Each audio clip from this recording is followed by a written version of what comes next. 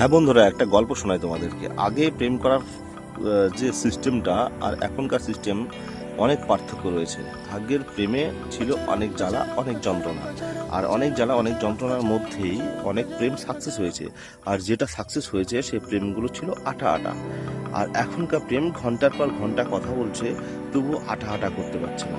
কোনো ছেলে বা কোনো মেয়ে আটা আটা করতে পারছে না। কারণ কেন বলছি, আজকে প্রেম করছে, কাল পড়ে যাচ্ছে। 2-3 মাস প্রেম করছে বা 1 বছর প্রেম করছে, আবার অন্য কোনো ছেলের সাথে ভেগে যাচ্ছে।